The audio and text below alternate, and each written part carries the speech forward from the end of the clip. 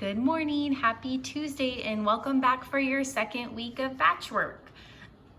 I'm starting here on our newsletter where you have all my contact information and kind of an overview of the week. Under Classroom Connections is where I'll put the link to this instructional video, and then this newsletter will be posted under our Teams page on posts. I'll upload it as a file to Teams where you can go click on files, and then it'll be emailed to whatever email you have in your PowerSchool. Please don't forget that we have our meetings on Tuesday, and then we have your learning targets for the week. So here's what we're going to do. You're going to just be able to describe the 5 main types of chemical reactions. You dealt with them a couple of weeks ago and then a little bit more last week. Those being synthesis, decomposition, single replacement, double replacement, and combustion. And you'll be able to predict products for those chemical reactions. We're also going to work on a little bit more applying conservation of mass by balancing chemical equations. And all that really means is that we have the same number of each element on both sides of the arrows. So something that you've seen a little bit before. So we have Tuesday, Wednesday, Thursday, Friday, Monday, since that's kind of our week, how it's set up. And we're going to be working on chemical reactions, balancing equations, and you'll notice that there's a couple of different stations for each day. So we're going to have you work through stations labs like we do in the classroom. Just now you're going to be doing it on your computer, and everything is in your class notebook. So the ways that you can access your assignments is you can click on the assignments tab, or you can go to class notebooks, and those are going to be copied into the notebook with your name on it. So if you click on the one with your name on it and class notes, that's where you'll find all of these as well. So Tuesday the 5th, this is going to be watch it and research it sections. So for the watch it, you're just going to click on this little YouTube link, and it will take you to a video about balancing chemical equations. I would encourage you to take notes as you go through and kind of go through examples with them, because then when you come back, you will answer questions in the form to the right. Then for the research section, here's your little link right there. It'll take you to a PhET simulation, and you've seen this before. We're revisiting it, get a little bit more practice and cement things in your head. And there's questions on the form for that as well. And then you can see the task cards to the left, just like the ones we have in class. Those are the same questions that are on your form. Okay, so that's what Tuesday looks like. Wednesday, you'll have the Explore It section, as well as the Read It section, and an extra credit opportunity. So for Explore It, we have task cards to the left, and you'll input your answers to the right. The Read It section is just down here. You'll read this article. Here's the task cards that go along with it. And again, questions get answered in forms.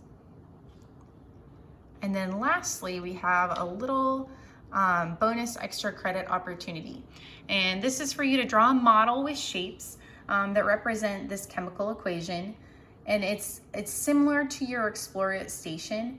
What I would remind you about is that you want to have a different color or shape for each element as we're modeling. And so perhaps I'm going to use blue circles to represent carbons and orange triangles to represent hydrogens. So I want to make sure that I have the same number of blue circles on the left side of the arrow as the right side of the arrow, and just that they're all rearranged differently. So on the left side, carbon is connected with the hydrogens, and on the right side, carbon is connected with oxygens.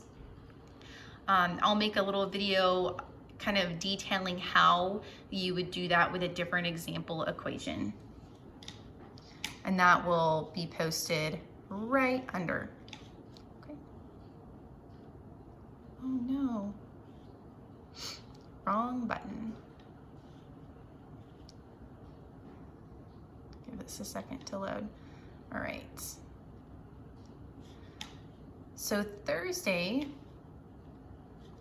is the Write It station, And this is where you're going to use everything that you've learned on Tuesday and Wednesday. And all you really have to do is go through and answer the questions in this form right here.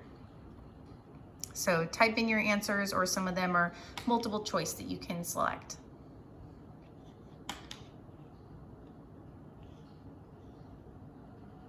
Okay. Friday, again, we have little check boxes. The first thing is download the Balancing Chemical Equations PowerPoint. So I'll double click on that. It gives me a prompt and I want to click download. That'll show up at the bottom of my internet window, and I can just click on that and it'll open right up for me. So you have a couple of options here. You can go through the PowerPoint on your own, which is totally fine.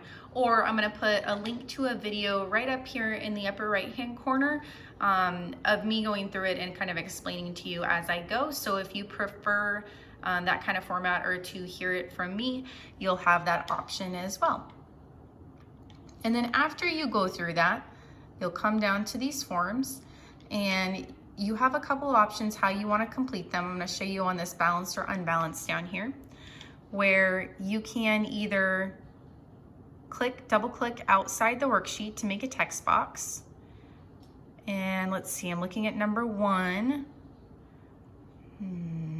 That does not look balanced to me. It looks like the oxygens are off. So I'm going to write a U in that text box and then drag it to where it needs to go.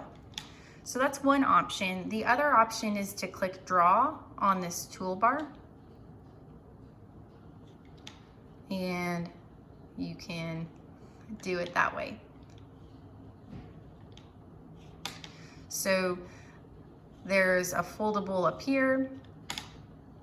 There's your balanced or unbalanced, and then over to the right you have a little balancing practice.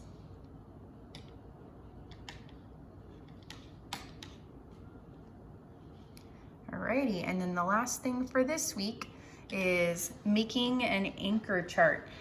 So an anchor chart is really like just a paper-sized poster that identifies different parts that we need to remember. And in this case, the parts are wrap, reactant, arrow, and products. So that's what's going to be on your anchor chart.